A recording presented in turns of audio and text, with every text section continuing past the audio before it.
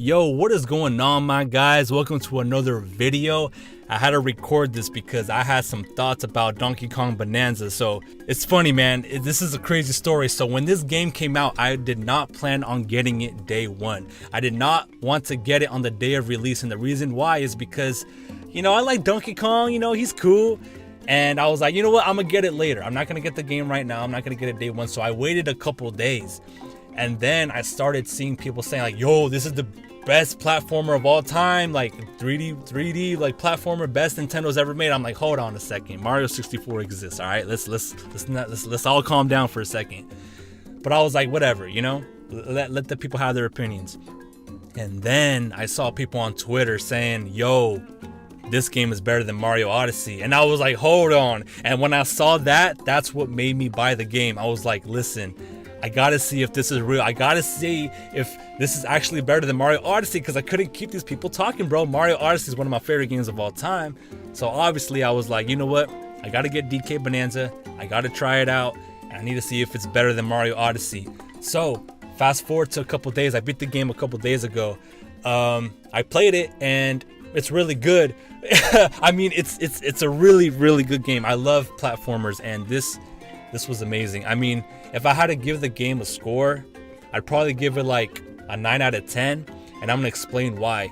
So the game, I mean, this won't be like a full review. I'm not gonna go into like the skill tree and whatever. I just want to talk about like my initial thoughts on the story, because I just beat the story, right?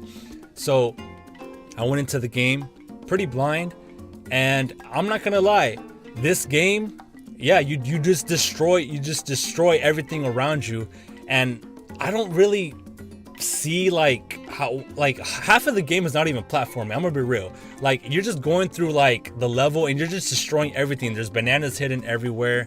And people said that, you know, that might be just filler content, just to have a banana buried in some random place and you have to find it. I mean, Mario Odyssey was the same way, but there's so many collectibles in that game and in this game. I will say that Mario Odyssey's movement, I think, is way better. I mean, I just love the movement and Mario's options. You can wall jump, triple jump, you could throw Cappy, jump off of Cappy, do a mid-air twist, dive and jump on Cappy again. It's crazy. I love the movement in that game. I think that game has the best 3D movement I've ever played. Donkey Kong Bananza is like, it's really good too, but like Donkey Kong doesn't have as many movement options because there's no Cappy, there's no, you know what I mean? So that I don't agree with. I don't think the movement feels really good for a 3D platform. I just don't think it's better than Mario Odyssey. But in terms of the game itself, I will have to say that the story, oh my goodness, the story was better than Mario Odyssey, because they took this game in a direction I did not see coming. Now, I have not played Donkey Kong 64, so I can't really compare like the original. I do want to play it now that I finished Bananza. But I mean, with Mario Odyssey, I mean, how many times can you tell a story about the Princess Peach getting captured by Bowser? You know, I mean, they did it. They went to the moon. That was like the big thing, right? But it was still the same story. I mean, Peach gets captured. I will admit the story is pretty basic. I mean, it's interesting the way you get there, whatever. But Donkey Kong Bananza, I don't know what the writers were on, but oh my goodness, this game goes from 0 to 100 so quick. And I won't get into like spoiler territories, but I loved all the characters in this game. I loved Void Kong. I loved the Void Kong employees. I loved the obviously like all the other characters, the Zebras and stuff like that. And then I will say that I think that Pauline is an amazing side character. Oh my goodness, Cappy was so boring. I did not care about Cappy. I liked Cappy for what he did. You know, he captured enemies and all that stuff, and you can bounce off of him. But because Cappy was, they try to make him an original character, it didn't really intrigue me as much.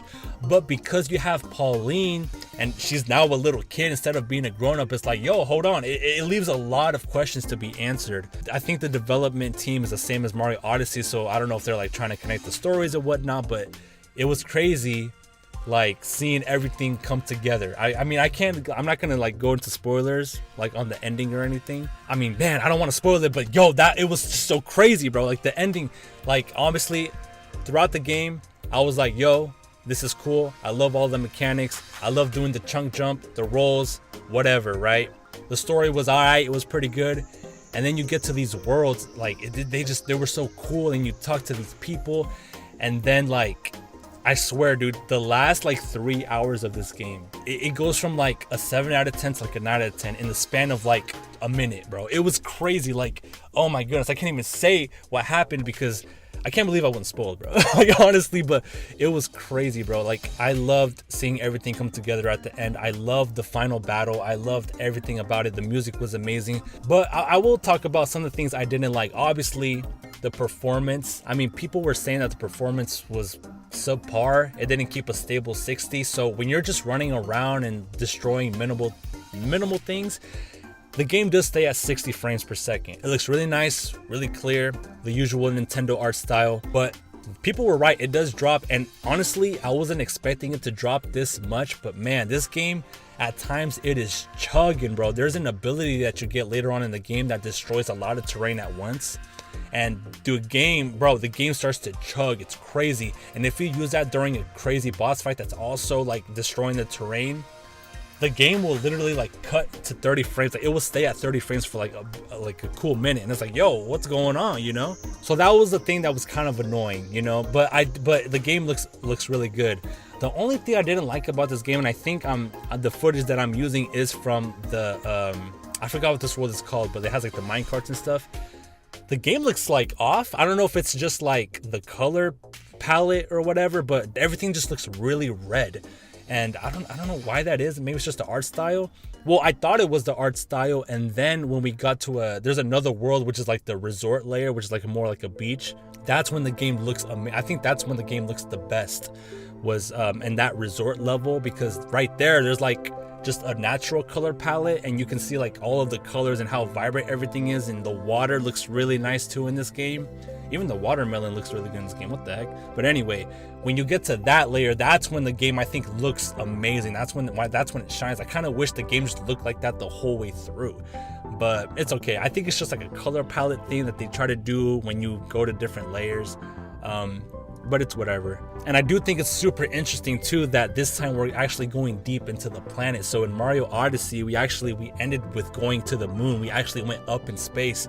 But now in this game, we're actually going deep into the planet core. We're like going underground, and every layer is like, it's weird though, because like you would think that some of the layers that you go down would be like getting darker, but some of them get brighter. Like the resort layer is like way down there, you know? I really liked what they did with this game, everything about it. It was, I had an amazing time. People weren't lying, you know? I mean, it was an amazing game, an amazing 3D platformer.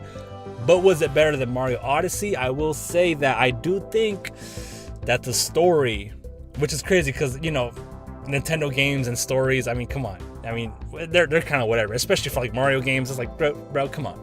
But the story for Donkey Kong Bonanza, I don't know what they were on, but the writers, bro, they was cooking with that. Like for real, they was writing on the paper and it was turning into fire, bro, because the ending was crazy, bro. I couldn't believe what I was seeing. But I feel like Mario Odyssey, you know, I mean, I'm biased. I love Mario. The movement, I mean, come on, bro. It's a lot of what made Donkey Kong Bonanza good is in Mario Odyssey. You know, we gotta look at the roots of what made it good. You know what I'm saying? Now, I don't know if this game is going to have any updates or DLC, and honestly, I think the game is perfect the way it is. Obviously, there's a lot of post-game stuff I need to do. There's so many more bananas I need to get, but it's just your usual post-game stuff, just more challenges unlocked, like boss rush, battle mode, stuff like that. Mario Odyssey did have a Luigi balloon mode update, which was pretty cool, but I want them to make the next Mario already. I mean, the updates would be cool, but come on, let's face it. We all want the new 3D Mario, all right? We can't wait no longer, bro. I like that Donkey Kong Bonanza, they made it. DK finally got a brand new game, and I think over 10 years. The last DK game was Donkey Kong Country Tropical Freeze, which is also a game I have not played. I've played Donkey Kong Country Returns, but not Tropical Freeze. I gotta get on that. But I will admit, I like Donkey Kong a lot more now. I always did like Donkey Kong, but now it's like, bro, DK, like, yo, like Pauline, like, she be singing, bro. Like, come on, dog. Also, that Zebra song, that's the best one out of all of the Bonanza modes. And also, speaking of the Bonanza power-ups, bro, I didn't really like watch a lot of like trailer. I think I watched the first reveal trailer and some of the direct, but when I've got the first Bonanza and I saw that cutscene of just like the elder like DJ and everybody going crazy, I was like, bro, what am I playing? That's one of the main things why I love this game, is because they were not scared to have a little bit of fun, a little bit of goofiness. I mean, it's awesome. I mean, I think it is one of the best 3D platformers I've ever played, even though I've never played Astrobot. I still gotta play that Astrobot at one game of the year for some reason. I don't know why. I gotta play it. I gotta see what's up. But if you have a Switch 2, I highly recommend picking this game up. I mean, there's not a lot of games you can get for the Switch 2 right now, but this is one of the good ones. This is one you should definitely get. I would say, honestly, get this before Mario Kart. I mean, just get the bundle and then this game, I guess. But I mean, Mario Kart World, I mean, I already played it so much that it feels empty at this point in a way, which is crazy to say. But Donkey Kong Bonanza, there's so much to do. You can get so many hours of that game. That game is worth the $70, even though I bought it at Costco because I wanted the discount, because 70 still seems a little bit too high. But so yeah, in this video, I just wanted to give a little bit of my thoughts now that I finished the game. I got it a little bit later, finally played it, enjoyed it, and wow, it was amazing. Better than Mario Odyssey, once again? Hell no. But the story, justified.